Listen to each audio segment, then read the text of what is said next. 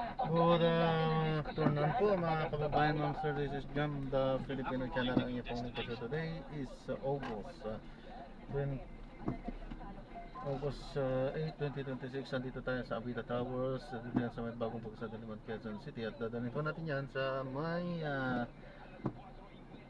Francisco del Monte, San Francisco, St. Peter, sa may St. Peter, San Francisco del Monte, Quezon City po yan. Okay. St. Peter, San Francisco. Disclaimer lamang po, ang content po natin ay kalsada at hindi ang passenger, no? Kaya naman sa naman po na may marinig kayo mga pangalan ng lugar, pangalan ng tao, pangalan ng organisasyon sa government o private man yan, ay wala pong kinalaman ng channel na ito at wala pong pinapatungkulan. Lahat po ng pinag-usapan dito ay kawang dito lamang po yan sa loob at wala pong pinapatungkulan sa magbabalik po tayo, no? 30 meters, turn left onto Peter Drive.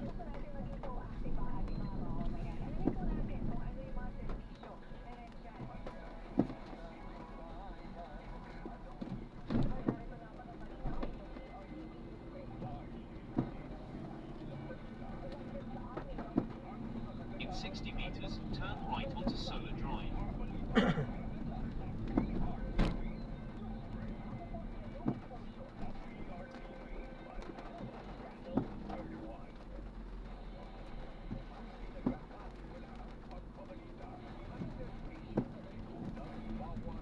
In 70 meters, turn left onto Stella Drive.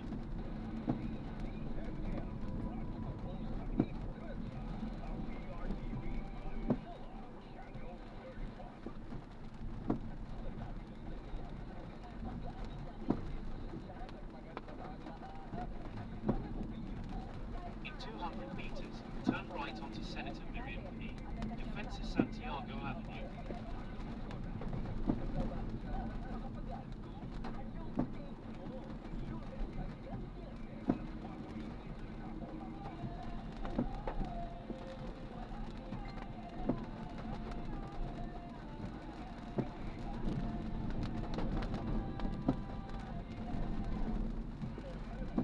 In 60 meters, turn right.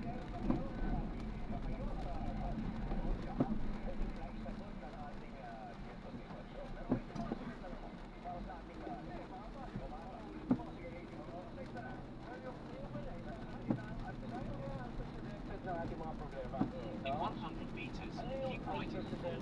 Then in 60 meters, make a slight right. Hindi kasi pwede dito yung business as usual. I agree. I agree. And I think, to answer your question, I think, given nasa huling dalawang taon na tayo sa posisyon, I think it's, and nakikita naman natin na ginagawa na, but I Make a think, slight right onto Quezon Avenue. high time, which is being done now, the government starts being a bit more heavy-handed in what they're doing. And, Keep right at the floor onto Quezon I'm Avenue thankful to say, towards nakikita naman natin ginagawa na nila yun. And, I really, aside of course, Continue on Quezon Avenue the towards cabinet, pero, Monument 2 with over 3 ES route kilometers. has really been, a godsend. And Continue hindi straight naman in this nakikita ang traffic ginagawa light. niya sa behind the scenes, pero napakalaking tulong nandun siya. Kaya siguro yung nakalito. Siya yung linchpin. Oo, madami na nga sa listahan. Nakita ko ito nga. Alam mo, nung Sabi ko yung pangalan natin, Elwood. hindi ko na lang makitin kung sino, pero alam mo, nung lumabas yung pangalan ng mga senador, may nagbanggit sa akin, sa group chat nila, may nag-text, bakit hindi ako sinama dito? May nagtatanong, bakit ako sa listahan? Ibang hani yung gusto nila. Ibang hani. Easy. Bubuhay. Pero, yeah. Wala naman ako naisip paniwating sa tagi. Yeah. Wala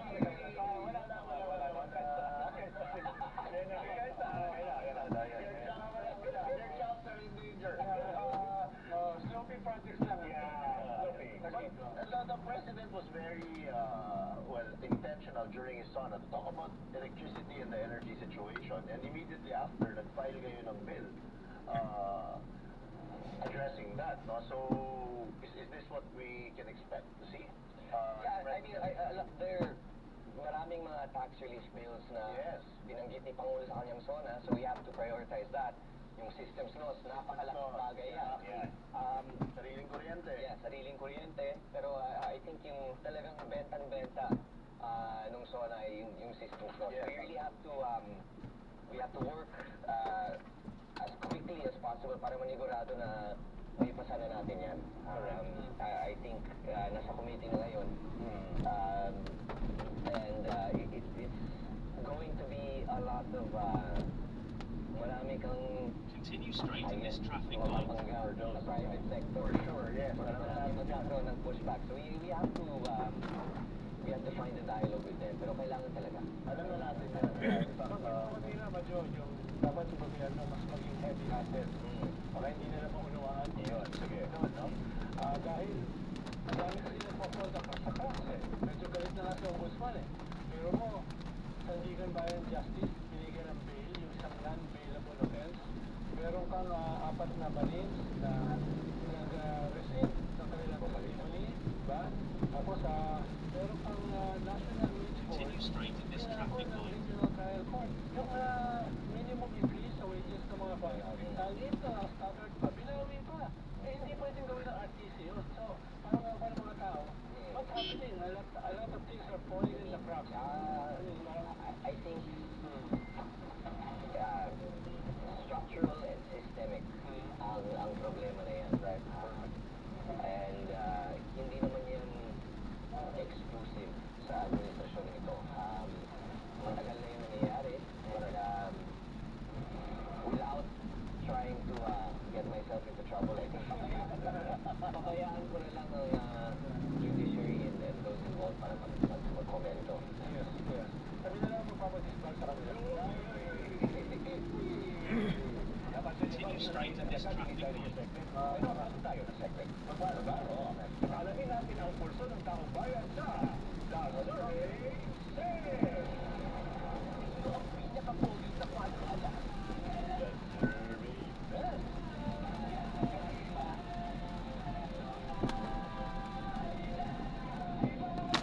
Sa mga alaskador at alaskadora, tanahin mo na natin yung sikong sigat. Wala anim ito. Dahil, ito yung mga search terms na sinasearch ng ating mga kababayan. So this is very organic, according to Google. So number 6 is Manuel Bonoan. Number 5, so Lauren Legarda. The recent flight. The flight, And number 4, Kibuloy. Continue straight in this traffic The light. US requested, he said there, to be tried. Stop over. Yeah. So number 3 naman, si Michael Poa sa impeachment. Connected to the defense. Gusto ko talaga i-hear to yan. Lalo na ito, no? And then number 2, si Senator Bato de la Rosa. Because there was that rumor. Correct. And number 1, not totally political, pero it's actually Enrique Razon. Dahil lumabas yung lista ng Forbes na siya na first is the richest trillionaire.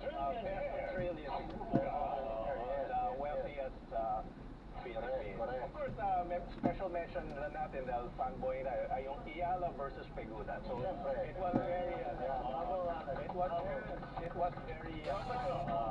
anong masasabi mo nga pala dahil di ka natapusin napapaiisip ang naging usap-usapin, hindi balita na bad news. Yes. Isang good news is Alex Ayala. Again, she's grabe talaga siya. I mean, she's amazing in everything she's doing, and she carries herself so well. She answers the questions so well. At saka ang pinakamalaking bagay para sa akin, lagi niya pinagmamalaki na Pinay siya. Every tournament, kapag sa interview, lagi niya sinasabi or lagi niya pinagmamalaki na ang kanyang pagiging Filipino. So you know, it's great what she's doing, and you know, it's such an honor to be able to witness her success. We wish her all the best, and you know, hope that she continues to keep on winning. She just won, I think, today. Have you personally met her? No, I have not. but she, you know, she lives in the same building as one of my best friends. Ang binanggit sa akin is that she's always practicing. She's always working out. She's always training. Sobrang discipline talaga. Ano yung mga tipo ng babae na medyo yayaring magkape?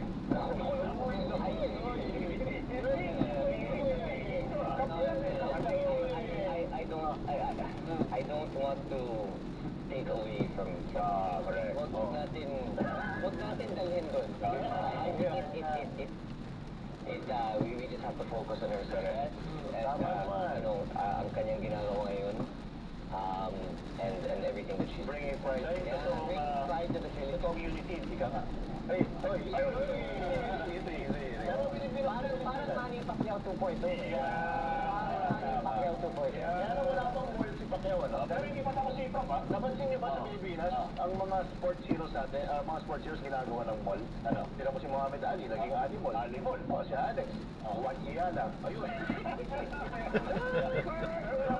Okay. Grabe yung dito, Joe. Tuloy na.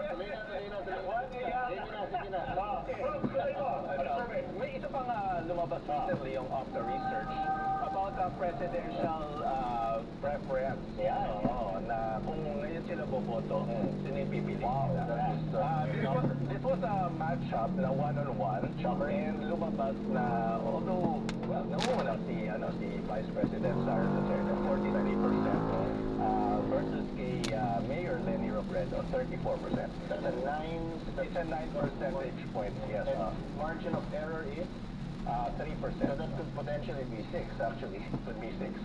Pero yung napansin natin is yung pink just sa political map, sa heat map, is predominantly nasa Luzon and maybe parts of Visayas. Pero mostly Luzon, Metro Manila. And then Mindanao, of course, is green, some heat map, and then Visayas. But mostly Central Visayas and Eastern Visayas. So essentially, this is a mayor, a lady who has not given any announcement, vehemently denies, versus someone who vehemently denies any political aspiration, Compared to someone na nag-iisang nag-proclaim na tatakbo siya. essentially staying in her house and receiving visitors. And is Or 9 statistical points away, possibly 6, away from the front runner. Right. It's quite a... Ibig sabihin, Doc, Guido, nung last year, na halos ang kanilang aura ay invincible. Ngayon ay competitive na. Competitive. Oo, That's very competitive. medyo iba yan, no? Yung packaging nila a year ago ay we are unbeatable. No? Lahat, everybody fall in line sa likod namin. No? Tsaka, well, si Sek na lang ang kakausapin ko dito dahil sa aming mga... Pupunta ba si Sek? Para sa aming mga sanay sa ganyang mga numbers, which is not to say that you are not wrong, of course, and you as well, Matic, but pag hindi pa tumatawid ng 50, malaking bagay yan eh. Yan yung talagang...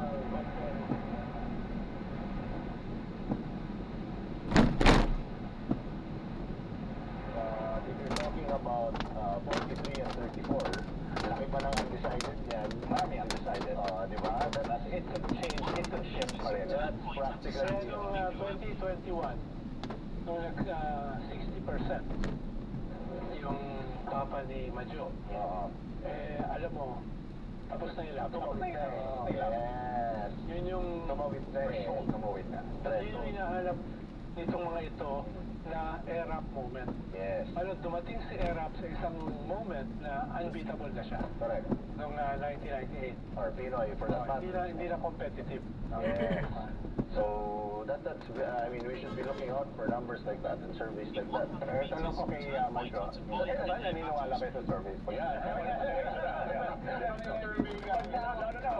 Lalo na officer. Alam mo, it's funny that you say that, di ba? Kasi kapag mataas sa survey yung inyong sinusuporta, sinasabi mo, totoo yun. Pero kapag mababa ang inyong mga numero, hindi, fake.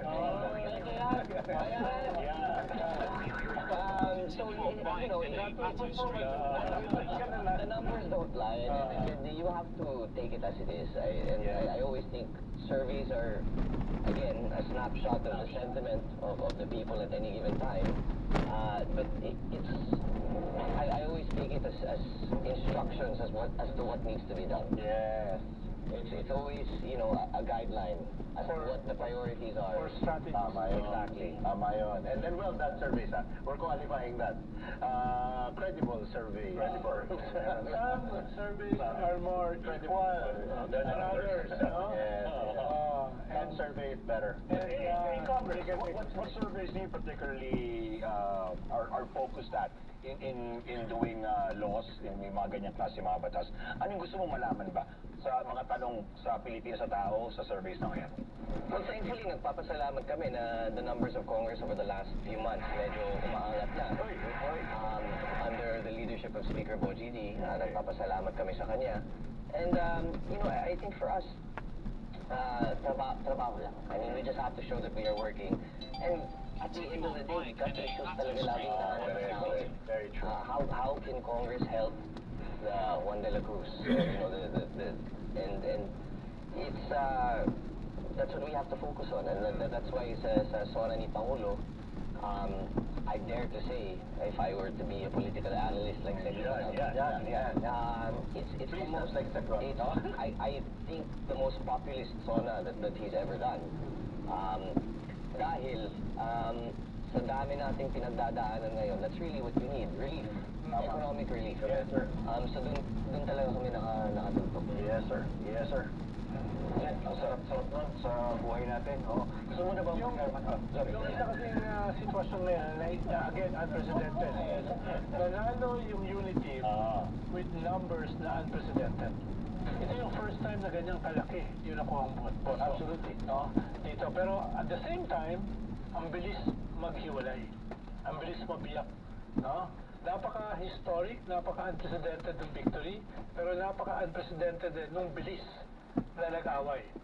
Nung nangyayari yan, anong nararamdaman mo, Madjo? No? Dahil marami ng panahon o pagkakataon na naipaliwanag ni Presidente yung kanyang saloobin. Yung kanyang saloobin dito sa nangyari. No? Pero hindi pa natatanong sa'yo kung ano ba yung naramdaman mo nung nangyayari yan? Ay, obviously nakakalungkot. Hindi lang dahil nagkahiwalay yung unity, pero because of what came after that. And that's yung gulo sa politika. Lagi ko naman sinasabi, kapag may gulo sa politika, nababawasan ka ng oras para magtrabaho. And nakikita naman talaga natin yun. And it's sad, and nalulungkot talaga ako, pero we have to do what we have to do. And alam mo, marami talagang makapapagalitan ako. Marami talagang, it was a part of me kind of saw it coming. Hindi dahil sa isang tao, kundi sa daming mga iba't ibang partido sa paligid na sa dami nilang it was a power struggle. Yes. And I will never forget. And this is the first time kunento ko to. Wow. And I don't know if the president's gonna get mad. Andito na tayo. Andito na tayo. Mr. President. Nung napanya ng aking tatay, tapos hinihingi niya ang suporta ng Malacanang, tinawagan kami. Pinapunta kami sa Malacanang. Pinahintay kami dyan, mga 2 oras kami nakahintay, nakatambay lang dun. And then, nakaharap kami. I'm never gonna forget. Nandun kami sa Presidential Guest House, pinasok. And at the time, there was still no official endorsement from Malacanang.